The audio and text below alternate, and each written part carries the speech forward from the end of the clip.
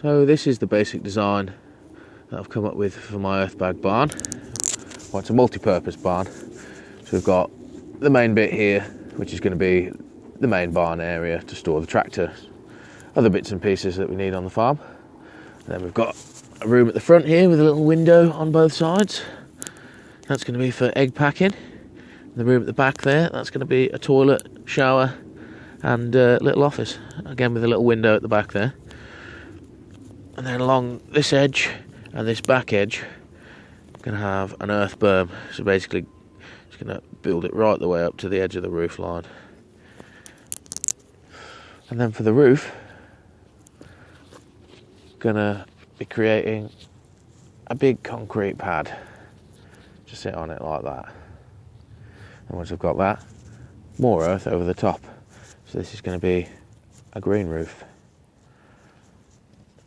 Right. My plan for the front, to make it all look nice, is salvage bits of wood that I've got down there from some trees I've cut. Put some nice hefty timbers that I can use for going across doorways. And then all along the front here, I'm going to use stones, because I've been finding a lot of big stones, to build up a stone veneer on the front of all this, so it all looks very tidy. Right, I'll show you what I've started over here. So this is all the foundations dug for the Earthbag barn. Going to be a French drain in the bottom of these foundations as well. As you can see, after big rain last night, that first trench I dug yesterday, a little bit full. But all the others aren't so bad. Groundwater's a little high, but this drain will sort it out. As my drainage ditch over there is still lower than this.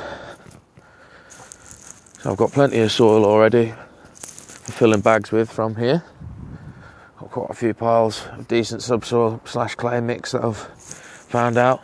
So I've been spreading out the rest of the topsoil. So this is going to be the back wall. And then over there is the exit to the French drain into the drainage ditch.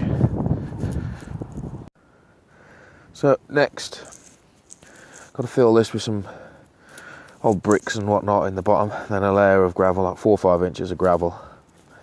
And I'm going to put in a really strong perforated ground pipe for the French drain. And then yeah, fill the rest, the next 1.5 meters or so, up with 40 to 70 mil road stone. There's a nice solid rock foundation for the barn.